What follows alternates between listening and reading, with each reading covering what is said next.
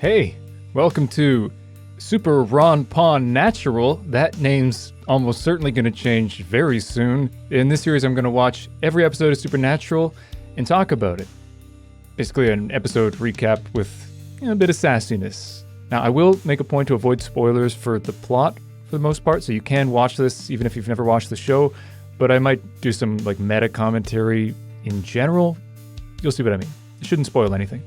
But be warned. I'm a bit sassy, a bit sarcastic, a bit critical. So if you're looking for someone to sing the praises of this show and not have anything bad to say about it, you're in the wrong place. But if you're looking to reminisce about the good parts of the show as well as the, let's say, quirks, you're in the right place. And if you're unsure, just stick around till you're sick of me. May not take long. Maybe you already are. And of course, as with the show, this series will evolve over time, so if you have any constructive criticism or incredible compliments, I much prefer the latter, please let me know in the comments. Now, with no further ado, let's hop into episode 1, Pilot. Not the best name. First, the Winchester parents are in the house with Lil Sammy and Dean. They're all adorable, all of them, even John. Man alive, Jeffrey Dean Morgan is an amazing casting for Dean's dad. Sam looks like neither of them. You'll see what I mean. Later, Mommy walks in and sees her husband wearing a jacket inside, and he creepily says, she bafflingly thinks nothing of it. Is it just me, or does she look like January Jones here? Then she sees that her hubby is actually sleeping in his chair, this time wearing a bathrobe like a normal person would wear inside the house, and she rushes back to the baby.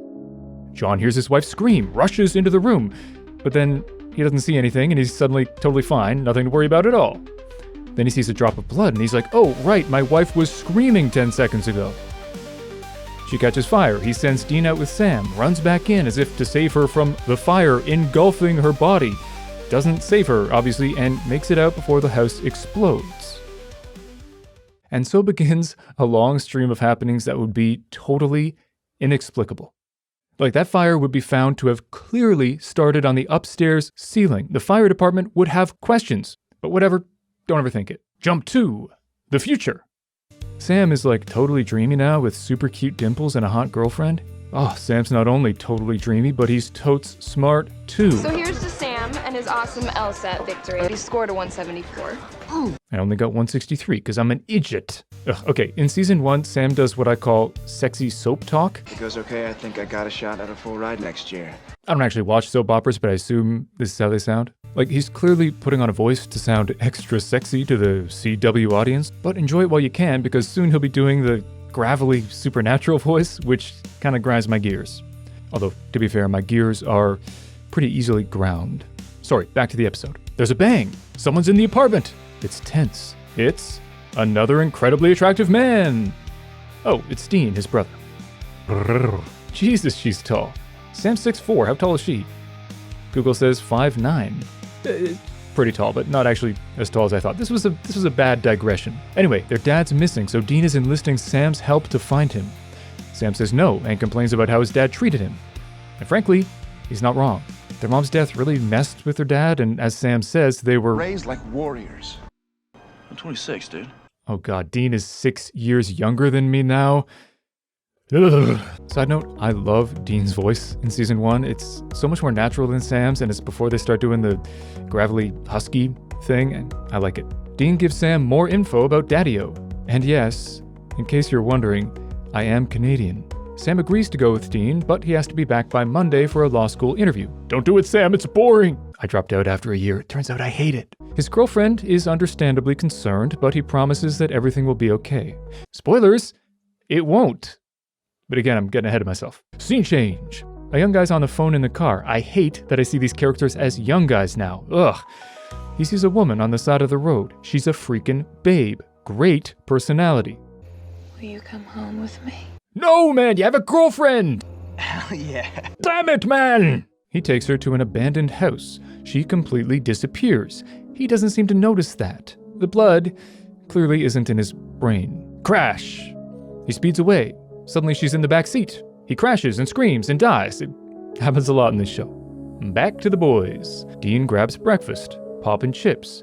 If you're thinking, man, he's gonna get fat if that's all he eats, then you've never watched a CW show. I mean, technically it's WB for this season, but soon it'll be CW. It's the same thing. Shut up. Sam hates on Dean's music taste, which is totally bogus because his music rocks. Also, he doesn't want to be called Sammy because he's Sam now, but it's super lame.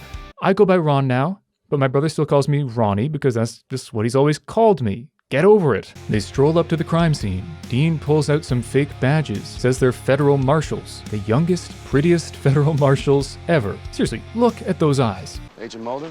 Agent Scully?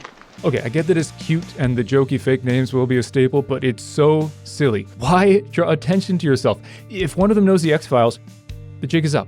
I know actors stand close for the sake of the shot, but two random dudes looming over her like that would be pretty creepy, no matter how pretty their eyes. Seriously, how pretty are his eyes? I should rename this podcast Lost in Dean's Eyes. Ooh, there's a legend of a hitchhiking murderous ghost girl. That's a bingo! They do some research on the interwebs. Gosh, these fonts make me nostalgic. They learn a woman committed suicide after letting her kids drown in the tub. Very sad. They go to the bridge for another heart-to-heart. Okay, we're 20 minutes into the first episode and they've already spent more time having a heart-to-heart than my brother and I have in our entire lives. Although admittedly, that's kind of a me problem. Sam does some more soap talking. Even if we do find the thing that killed her, Mom's gone. And she isn't coming back.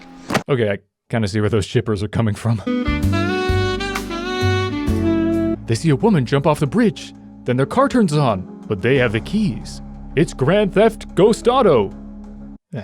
I can do better. Come back to me. The ghost runs them off the road. They check into a hotel. The guy at the desk says some other guy with the same last name bought a room for a month. Dad was here. Ghost Theft Auto? Let me know in the comments. I'm totally stumped. They check out Dad's room. He's salted the room and made a wall of weird. Ugh, now I want to watch Smallville. Chloe's so cute. Why did she have to abuse all those women? Sorry, one show at a time. Hey, Dean. What I said earlier about Mom and Dad, I'm sorry. Why can't you talk normally? It's because you make little girls' ginies tickle. Oh, right. Dean goes to get some food. The cops are after him. He warns Sam. Ooh, that's a shipper's dream.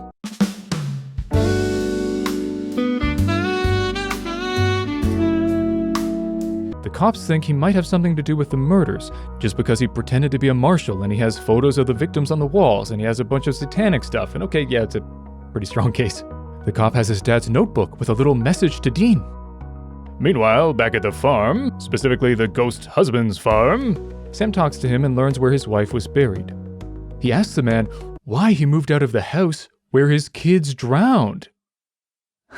Really makes you realize how meaningless a high LSAT score is. But hubby's acting a bit suspicious. He claims they had a happy marriage, but I'm not convinced. Neither is Sam. Sam asks him about the women in white / weeping women. He talks about this legend of women whose men cheat on them so they go insane and murder their kids, kill themselves, and become ghosts who kill unfaithful men. The man gets upset, and yeah, he clearly cheated, but anyone would be upset after this conversation. Back at the police station, the cops go out on a call. Turns out it was Sam faking a 911 call. Dean picks his cuffs with a paperclip and gets out. Dean reads the journal and learns his dad is gone. The message was coordinates. Whoa! Sam drives through the woman in white who tries to kill him. He's like, I'm not a cheater. And she's like, you will be, which is kind of dumb and also means she can see the future? Or she's just making stuff up? Or she's referring to her forcing him to kiss her here, which is even sillier because it's less infidelity and more getting molested. I don't know, it's kind of dumb. Anyway, Dean shoots her.